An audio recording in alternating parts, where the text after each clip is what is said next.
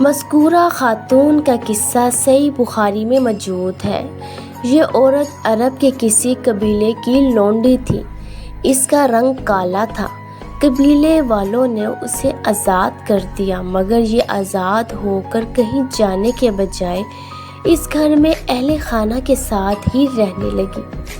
اس کے بعد ایک الزام اور بہتان کا سامنا کرنے کی وجہ سے اس لونڈی نے عرب قبیلہ اور اس علاقے کو چھوڑا اور مدینہ منورہ میں جناب رسول کریم صلی اللہ علیہ وآلہ وسلم کی خدمت میں حاضر ہوئی اور اسلام قبول کر لیا۔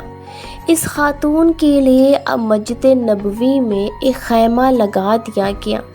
حضرت عائشہ رضی اللہ عنہا فرماتی ہے کہ یہ لونڈی میرے پاس آتی اور مجھ سے باتیں کیا کرتی تھی۔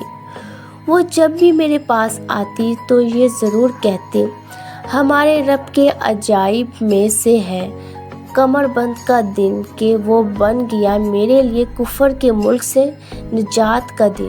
حضرت عائشہ رضی اللہ عنہا فرماتی ہے کہ میں نے آخر ایک دن اس سے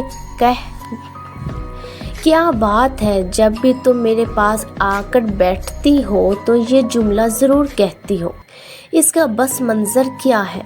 اس پر اس لونڈی نے مجھے واقعہ سنایا کہ ایک دفعہ اس کے مالکوں کی لڑکی جو دلہن تھی نہانے کو نکلی۔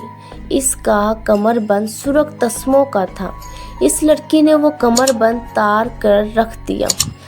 جہاں کمر بند پڑا تھا اس جانب سے ایک چیل کا گزر ہوا۔ چیل نے اس کمر بند کو سرخ رنگ ہونے کی وجہ سے گوش خیال کیا، لہٰذا اس پر جھپٹا مار کر لے گئی۔ بعد میں قبیلے والوں نے اس کمر بند کو بہت تلاش کیا لیکن کہیں نہ پایا۔ آخر کار اس کمر بند کا الزام مجھ پر لگا دیا گیا اور میری تلاشی شروع کر دی، حتیٰ کہ خفیہ اعضاء کی بھی تلاشی لی۔ اللہ کی قسم میں ان لوگوں میں اسی حالت میں کھڑی تھی کہ وہی چیل آئی اور اس نے وہی کمر بند اوپر سے گرایا اور ان لوگوں کے درمیان آ کر گرا۔ میں نے ان لوگوں سے کہا، یہی ہے نا وہ کمر بند جس کی تہمت تم لوگ مجھ پر لگا رہے تھے؟ میں اس الزام سے پاک ہوں اور دیکھ لو یہ وہی ہے، تمہارے سامنے ہے۔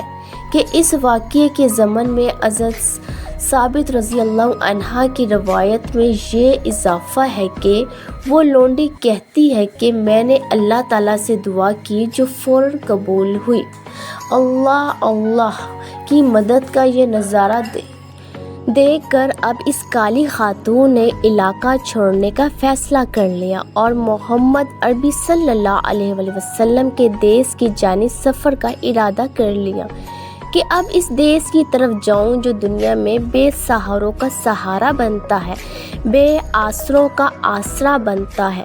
وہ چل پڑی، کون سے پہاڑ اور کیسے کیسے ریگستانی علاقے، کیا کیا مشکلیں، اس نے بھوک پیاس کس قدر برداشت کی ہوگی، مگر آخر کار وہ مدینہ منورہ میں پہنچ گئی۔